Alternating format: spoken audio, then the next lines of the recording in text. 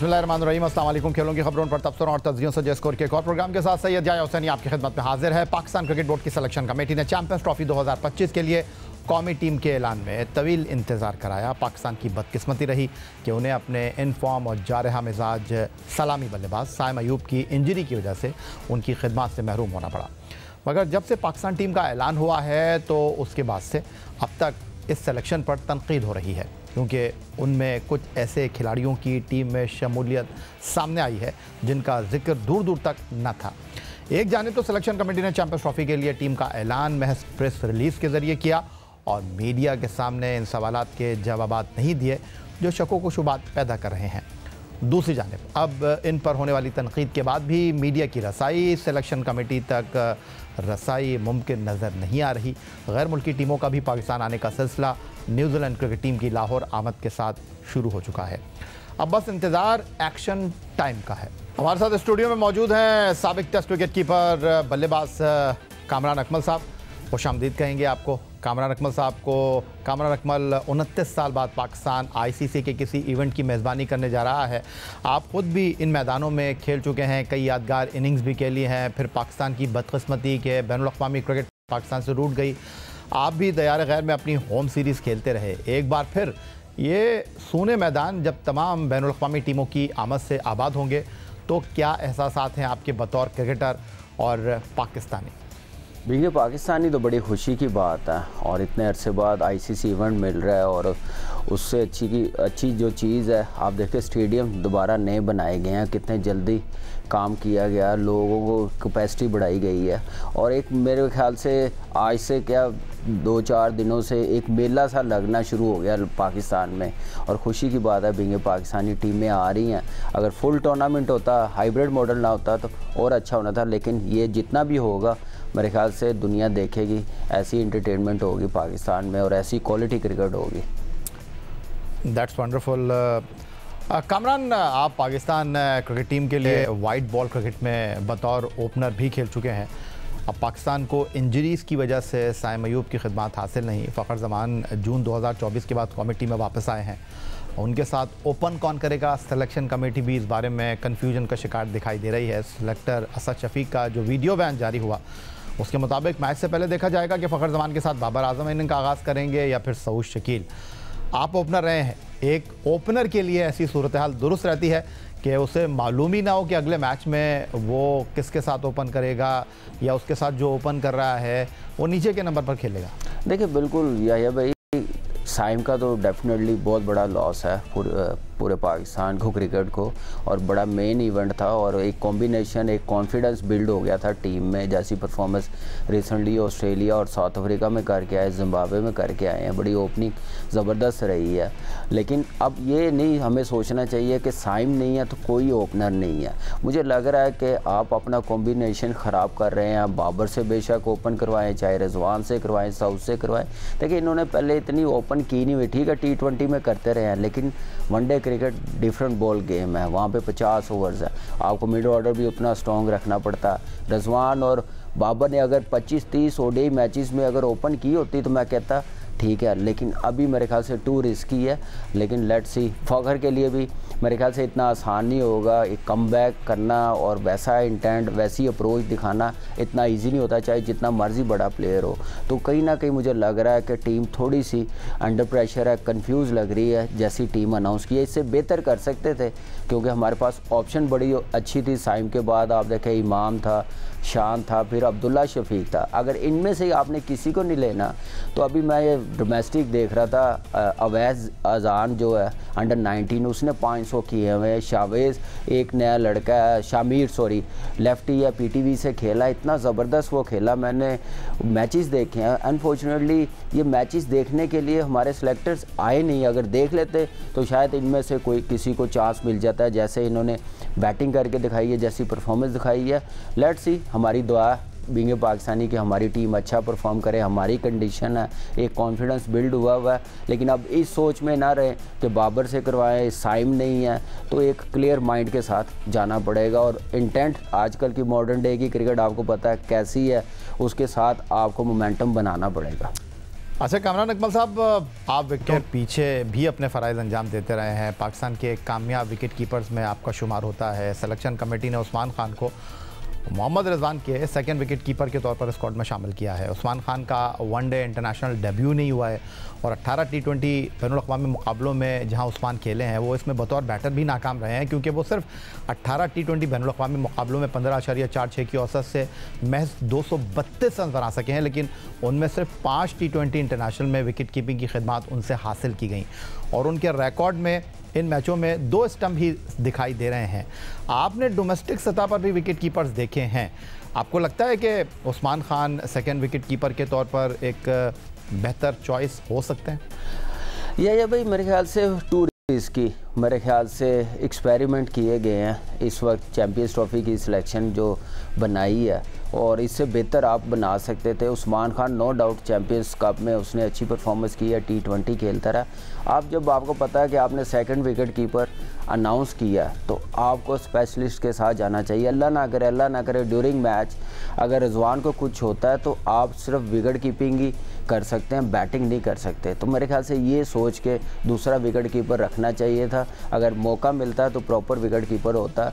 Let's see कैसा perform करता। मौका तो मुझे नहीं लग रहा, इतने मैचेस नहीं है, पहला मैच न्यूजीलैंड के साथ है, लेकिन आप किसी डोमेस्टिक प्लेयर्स को जिस पे इन्वेस्टमेंट की हुई है, हसीब उल है, हारिस है, रोहेल नज़ीर है और कई लड़के हैं, आप उनमें से देख लेते तो ज़्यादा बेहतर होना था, ना कि आप उस्मान खान पार्ट टाइमर को साथ रखते, क्योंकि ये बैटिंग नहीं कर सकेगा। अगर ड्यूरिंग मैच रिजवान को अल्लाह ना करे कोई इंजरी होती है तो सिर्फ विकेट कीपिंग करेगा, तो विकेट कीपर ये स्पेशलिस्ट नहीं है, पार्ट टाइमर है। ये सोचा नहीं है मेरे ख्याल से, बस वो जो अब मैं क्या बोलूँ कि जो उनको पसंद लगा, जो कॉम्बिनेशन बेहतर लगा उन्होंने अनाउंस किया, लेकिन हमें जो नज़र आ रहा है कि टीम में कॉम्बिनेशन बनता हुआ नज़र नहीं आ रहा। काफ़ी चीज़ें मिसिंग है। आप देखें पूरा स्क्वाड देखें, उसमें क्या क्या चीज़ें हम लोग मिस कर रहे हैं। दूसरी टीमें कितने स्पिनर्स लेके आ रहे हैं, ओपनर्स कितने हैं। हमारे पास एक ओपनर है, वो भी 6-8 महीने के बाद आया, उसकी अप्रोच क्या होगी, उस पर भी प्रेशर होगा। तो ये सारी चीज़ें सोच के ICC का इवेंट सामने रख के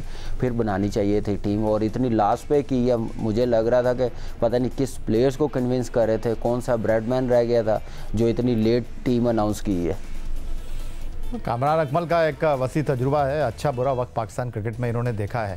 तारीफ़ को भी इन्होंने जनाब गले लगाया है और तनकीद को भी सहा है, और पाकिस्तान क्रिकेट में ये सारी चीज़ें देखने वाले कामरान अकमल इस वक्त गनी गिलास के लिए डोमेस्टिक क्रिकेट में बतौर कोच खिदमत अंजाम दे रहे हैं। तो कामरान अकमल के बारे में हम ये कह सकते हैं कि कामरान अकमल क्रिकेट खुद ना सिर्फ खेले हैं बल्कि इस खेल के साथ एसोसिएट भी रहे हैं, और गुफ्तगू में भी आप अंदाज़ा कर सकते हैं कि अल्फाज का चुनाव इनका कोशिश करते हैं कि इस अंदाज़ में गुफ्तगू करें कि किसी की दिल आज़ारी ना हो। अच्छा कामरान अकमल साहब, अब इस मामले की तरफ आ जाते हैं जो इस वक्त सबसे ज़्यादा तनकीद की जद में है कि सिलेक्शन कमेटी ने ऑलराउंडर्स में सलमान अली आगा के साथ फ़हीम अशरफ और खुशदिल शाह का इंतखाब किया है। खुशदिल शाह और ख़ासकर फ़हीम अशरफ की शमूलियत को साबिक क्रिकेटर्स और मुबस्सिरीन ने आड़े हाथों लिया है।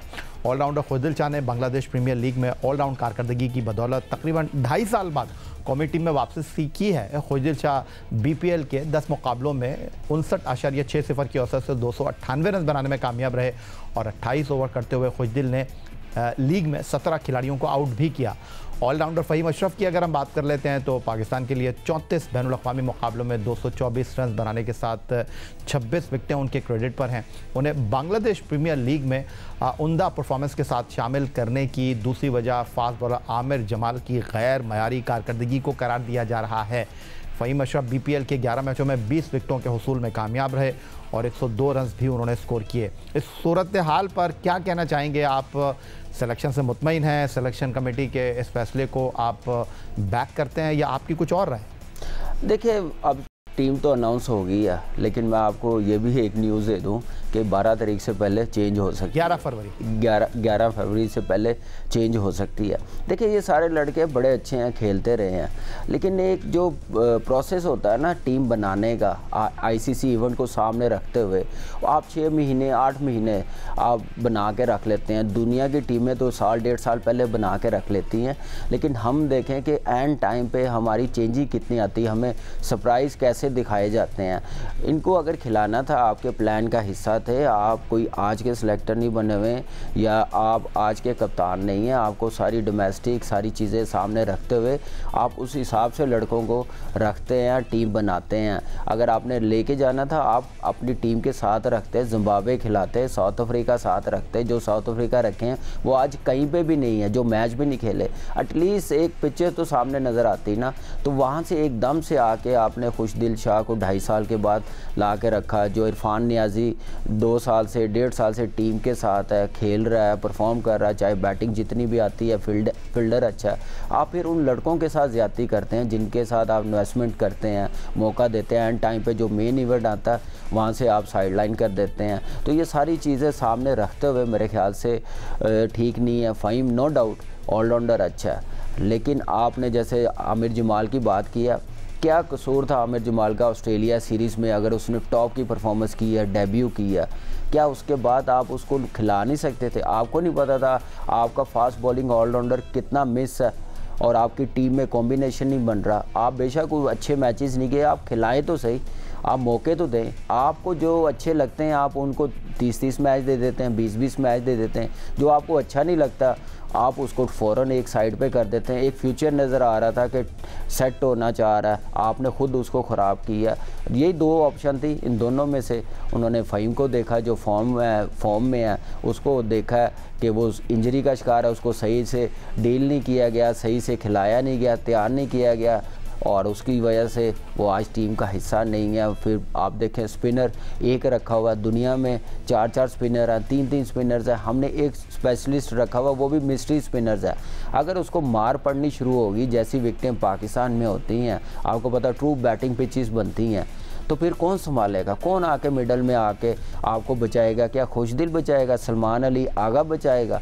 आप देखें कि आप 2-3 साल से यही प्रॉब्लम में नज़र आ रही है पाकिस्तान की टीम। जब शादाब खेल रहा होता था, कोई दूसरे को खिला नहीं रहे होते थे, नवाज़ को खिला रहे होते थे, वो भी स्ट्रगल करते हुए नज़र आ रहे थे। हम यही कह रहे थे कि स्पिनर बनाएं जो बीच में आके आपको आउट करके दे। दुनिया की टीमों में कर रहे हैं, हम लोग उस पर काम नहीं कर रहे, इम्प्लीमेंट नहीं कर रहे, लेकिन वही चीज़ नज़र आ रही है कि वो बॉक्स आपने बिल्कुल खाली छोड़ दिया। वहाँ पे फास्ट बॉलर्स तो नहीं आके बॉलिंग करेंगे 15 ओवर्स के बाद, 10 ओवर्स के बाद। वहाँ आपका स्पिनर्स जो विकेट टेकिंग होगा उसको रखना पड़ेगा। सुफियान को रखा, एकदम से साइडलाइन कर दिया। तो मुझे कोई पॉलिसी नज़र नहीं आई जो बेहतर कर सकते थे, टीम और बेहतर बना सकते थे। नो डाउट कोई नीयत पे शक नहीं है, लेकिन यह है कि इन्होंने जो कॉम्बिनेशन देखा, लेकिन जो कंडीशन के मुताबिक है मुझे समझ नहीं आ रही। ना ओपनर्स हैं ना स्पिनर्स हैं आपके पास, और आप देखें मिड ऑर्डर इतने रख लिए हुए हैं। विकेट कीपर दूसरा अगर जो जिस टाइप का चाहिए था उस टाइप का आपने रखा नहीं है, तो मुझे लग रहा है कि कंफ्यूज होकर टीम अनाउंस की है। तो जनाब जो गुफ्तगू है ना कि चैंपियंस ट्रॉफी के लिए टीम का ऐलान होने के बाद हर कोई ये सवाल कर रहा है किसने बनाई है ये टीम, किसके कहने पर बनी है ये टीम, कहाँ से आए हैं ये लड़के। कामरान अकमल ने भी उस आवाज़ मिलाई है। मज़ीद गुफ्तगू करेंगे पाकिस्तान के test wicket keeper Kamran Akmal साहब से, जो स्टूडियो में आज हमारे साथ मौजूद हैं, एक ब्रेक के बाद।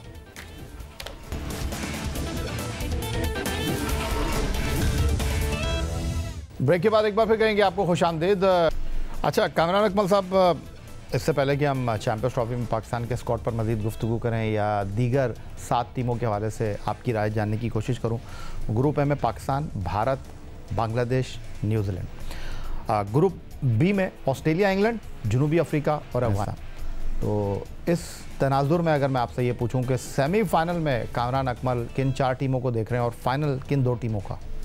देखिए बींगे पाकिस्तानी, मेरी तो ख्वाहिश है हमारी टीम पहले है, वो उनको क्वालिफाई करना चाहिए सेमीफाइनल में। और हमारे ग्रुप में इंडिया बड़ी मजबूत टीम है, न्यूजीलैंड बड़ी मजबूत है। अगर पाकिस्तान ना हुई, क्वालिफाई ना कर सके, तो मेरे ख्याल से इंडिया और न्यूजीलैंड क्वालिफाई करेगी। दूसरी जो पूल में है ऑस्ट्रेलिया बड़ी मजबूत टीम थी, आप देखें उनके 2 मेन प्लेयर्स इंजर्ड हो गए हैं। कप्तान कमिंग्स अब चैंपियंस ट्रॉफी का हिस्सा नहीं है, मिचेल मार्श नहीं है, तो मेरे ख्याल से थोड़ी सी वीक टीम हो गई है।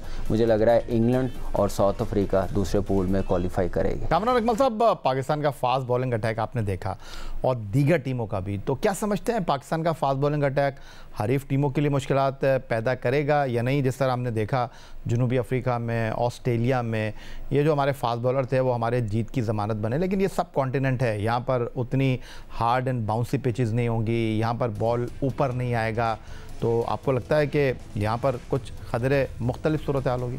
देखिए डेफिनेटली होगी, कंडीशन बड़ी मैटर करती है। हमें साउथ अफ्रीका में, ऑस्ट्रेलिया में हमारे फास्ट बॉलर ने बड़ी ज़बरदस्त बॉलिंग करके दिखाई है, हमें सीरीज़ इतने अरसे बाद जितवाई है, और जो हमें ज़रूरत भी थी चैम्पियंस ट्रॉफी से पहले। लेकिन उनके साथ आप एक ऑप्शन और दे देते ना उनको इजी रखने के लिए, स्पिन आप स्पेशलिस्ट 2 रखते तो और ज़्यादा अच्छा होना था यहाँ पे। लेकिन मुझे लग रहा है कि हमारी फास्ट बॉलिंग इसलिए सर्वाइव कर जाएगी, रिवर्स स्विंग का बड़ा चांस होगा, ड्राई कंडीशन होगी, पिचेस आपको पता है कि ऐसी नहीं बाउंसी नहीं होगी। यहाँ पे हमारी जैसे पेस है शाहीन शाह की, आप देखें पेस वापस आई है 140 प्लस उसने बॉलिंग की है, नसीम शाह, हारिस राव बड़ा अच्छा है, हुसनैन है, तो ये सारे जो बॉलर्स हैं ना ये रिवर्स स्विंग कर सकते हैं। फिर फास्ट बॉलिंग ऑलराउंडर है फ़हीम, उसको क्या हिस्सा बनाएंगे या नहीं बनाएंगे, मुझे लग रहा है कि वो 11 में अब डालना चाहिए, क्योंकि उसके बगैर, ऑलराउंडर के बगैर आप टीम कंप्लीट नहीं कर सकते। फिर आप इन बिटवीन फंसे रहेंगे कि हमारे पास कंप्लीट फास्ट बॉलिंग नहीं है, 4 फास्ट बॉलर्स नहीं है, स्पिनर आपके पास 1 है। हाँ स्पिनर कोई दूसरा होता तो मैं कहता 3 फास्ट बॉलर्स के साथ जाते हैं। तो मुझे लग रहा है कि हमें अच्छा करना चाहिए, हमारी कंडीशन है, सारी क्रिकेट हम लोग यहाँ पे खेल रहे हैं, हमारे फास्ट बॉलर्स खेल रहे हैं, हर वेन्यू का पता है, तो मेरे ख्याल से जैसा कॉन्फिडेंस लेके आ रहे हैं ओडीआई क्रिकेट में, उसको बरकरार रखने के लिए कुछ ना कुछ अच्छा करना पड़ेगा, क्योंकि क्रिकेट बड़ी फास्ट हो गई है, टीमें बड़ी इंटेंट के साथ खेल रही हैं, कंडीशन के मुताबिक खेल रही हैं, तो हमें भी उसके मुताबिक ही अपना गेम प्लान बनाना पड़ेगा। कामरान अकमल साहब, पाकिस्तान क्रिकेट के ड्रेसिंग रूम में माजी में क्या होता रहा है, कहानियाँ आपसे बेहतर कोई जानता नहीं है। पाकिस्तान क्रिकेट बोर्ड के दफातर में बंद कमरों में क्या होता है वो आप ज़्यादा बेहतर जानते हैं, फैसले कैसे होते हैं, कौन करवाता है, इस पर भी आप काफ़ी गहरी निगाह रखते हैं। मुझे ये बताइए, जो आप सिलेक्शन कमेटी की बात कर रहे हैं, माजी में आप भी टीम का हिस्सा रहे हैं, सिलेक्शन कमेटी का ये भी शिकवा था कि भाई हम जिस प्लेयर को डोमेस्टिक के परफॉर्मेंस पर टीम में भेजते हैं, कोच कप्तान उससे खुश नहीं होता तो वो बेचारा पानी पिलाकर ही वापस आ जाता है, दौरा ख़त्म हो जाता है। या अगर किसी खिलाड़ी को हम टीम में शामिल कर भी लेते हैं तो कप्तान जो है ना, माजी में इस तरह होता रहा है कि टूर पर जाके वहाँ से अपनी मर्ज़ी से वो टूर सिलेक्शन कमेटी किसी खिलाड़ी को बुला लेती थी और इस तरह टीम बन जाती थी। तो इसीलिए जो है वो बैलेंस रहा है, इसलिए सिलेक्शन कमेटी अपनी राय का इज़हार कर रही है। देखिए बैलेंस इसमें मैं नहीं समझ रहा कि आप सर टोटली सिलेक्शन कमेटी 11 बनाए, कौन ओपन करेगा वो सिलेक्शन कमेटी वो भी डिसाइड करेगी। ये मेरे ख्याल से पाकिस्तान क्रिकेट बोर्ड प्रोफेशनली मेरी नज़र में लेके नहीं चल रहा, अपने सिस्टम को भी, अपनी क्रिकेट को भी, मैनेजमेंट को भी, बस जो दिल में आता है कोई कान में डाल देता है तो वो बातें करना शुरू कर देता है, उस पर इम्प्लीमेंट करना शुरू कर देते हैं। ये इंटरनेशनल क्रिकेट है, माजी में जो भी होता रहा आप देखें कि अभी रिसेंटली हम लोग भी खेले हैं, सिलेक्टर्स 15 बना के दे देते हैं, कप्तान भी चाहेगा कि मेरी टीम बेस्ट बने 11 की कंडीशन के मुताबिक, कोच भी चाहेगा। देखिए ये माजी में ये चीज़ें क्यों हो रही हैं, अभी क्यों हो रही हैं, अभी फेवरेटिज्म बहुत ज़्यादा बना हुआ है पाकिस्तान टीम में। आपको जो पसंद है आपके वो प्लेयर्स खेलेंगे, वो 11 में भी रहेंगे, जितनी मर्जी अच्छी परफॉर्मेंस हो उनको वो हिलाएगा कोई नहीं, रेस्ट कोई नहीं करवाएगा, जिम्बाब्वे के ख़िलाफ़ भी खिलाया जाएगा, ना भी हो फिर भी खेलता जाएगा, इंजरी के साथ आप कैरी करते रहेंगे। ये मसाले हमारे सामने, जिसकी वजह से आपका सिस्टम वीक हुआ, आपके लड़के दूर हुए हैं, आप लड़कों का कैरियर क्या नाम है ख़राब करते हैं। तो ये चीज़ें पाकिस्तान की क्रिकेट के लिए बेहतर नहीं है, ये मैंने देखी हैं। तो मैं ये कह रहा हूँ इस चीज़ से, इस माइंडसेट से पहले पाकिस्तान क्रिकेट बोर्ड को, जो करता धरता डिसीजन लेने वाले हैं, उनका पहले फोकस पाकिस्तान के लिए करें कि पाकिस्तान के लिए आप बेस्ट क्या कर सकते हैं। मैं भी हिस्सा सिलेक्शन कमेटी का रहा हूँ, जितना अर्सा रहा हूँ अपनी ऑनेस्टी के साथ, जो मेरे साथ कुलीग रहे हैं, जो हेड रहा, आप उनसे भी पूछ सकते हैं कि जिस पे कहा कि ये नहीं होना चाहिए उन्होंने पूरा बैक किया। तो पाकिस्तान को सामने रखते हुए ये काम होने चाहिए। ये कोई किसी की घर की टीम नहीं है, किसी ने अपनी मर्ज़ी से नहीं चलानी, पाकिस्तान को सामने रखते हुए चलानी है, तो फिर ही जाके चीज़ें बेहतर होंगी, आपकी क्रिकेट ऊपर जाएगी। कहाँ पे क्रिकेट थी, हमारे बड़ों ने इस हाल पे तो नहीं ला के हमें दी थी, उन्होंने तो टॉप लेवल पे ला के हमें पकड़ाई थी, उसके बाद इनके पास आई थी, तो कहाँ पे आ गई है। कोई सोच सकता है कि पाकिस्तान की टीम का हाल क्या हुआ है। टेस्ट हम लोग 4 साल के बाद जीत रहे हैं, होम सीरीज़ जीत रहे हैं। इंडिया की टीम अब फर्स्ट टाइम वाइट वॉश हुए हैं अपने मुल्क में, फर्स्ट टाइम हिस्ट्री में। तो हम लोग अपने मुल्क में 4 बार हो गए हैं। कौन सोचने वाला। T20 कहाँ पे थे नंबर 1, हम आप देख लें नंबर 9 पे टेस्ट क्रिकेट में आ गए हैं। वनडे हम कहाँ कितने अरसे बाद कोई बड़ी टीम से सीरीज़ जीतते हैं। तो ये क्यों हो रही हैं? इसलिए हो रही हैं कि पाकिस्तान को सामने रखते हुए जो डिज़र्विंग है आप अपने सिस्टम को वीक करते हैं, जिसकी वजह से ये हाल हो रहा है। आप डोमेस्टिक क्रिकेट को वैल्यू देंगे, अहमियत देंगे। आपके सिलेक्टर्स डोमेस्टिक क्रिकेट का 5 राउंड हो गए हैं, एक बंदा नहीं आया, कोई मैनेजमेंट का बंदा नहीं आया। देखे आके ग्राउंडों की क्या हालत है, प्लेयर्स कौन सा किस सिचुएशन में खेल रहा है, क्या परफॉर्मेंस की हुई है। स्कोर कार्ड देखे तो आप किसी को भी कह दें कि यार ये टीम बना दे, वो तो बना देगा। जब तक आप ग्राउंड में मौजूद नहीं होंगे 9 to 5 उतनी देर आप सिलेक्शन अच्छी नहीं कर सकते। तो इसलिए मैं कहता हूँ कि ऐसे बंदे लाने चाहिए जो टाइम दें, ग्राउंड में रहें, देखें अपने सिस्टम को, फिर ही जाके सिस्टम बेहतर होगा। प्लेयर्स बनेंगे, प्लेयरों में कॉन्फिडेंस होगा, इनकरेज होंगे प्लेयर्स के भाई हमें देखने के लिए आ रहे हैं। कोई भी नहीं आ रहे देख रहा, बाहर बैठे रहते हैं या घंटा घंटा अंपायर से इजाज़त दे देते हैं। तो ये सारी चीज़ें चल रही हैं, कौन नोटिस करेगा? मुझे एक बात बताएं ना, यही हाल है जो पाकिस्तान की क्रिकेट का इस वक्त हुआ है। बहुत शुक्रिया हमारी दावत पर आज आप स्टूडियो आए और पाकिस्तान डोमेस्टिक क्रिकेट के मसाइल और चैंपियंस ट्रॉफी के लिए पाकिस्तान टीम के हवाले से आपने अपनी राय का इजहार किया। यही आज का हमारा प्रोग्राम था। आप हमें ईमेल कर सकते हैं, अपनी राय से आगाह कर सकते हैं score@jio.tv पर। इस दुआ, इस उम्मीद, इस तवक्को के साथ कि पाकिस्तान में खेल और खिलाड़ी तरक्की करते रहें। सैयद याहिया हुसैन को स्कोर की पूरी टीम के साथ अगले प्रोग्राम तक के लिए इजाज़त दीजिए। अल्लाह हाफ़िज़।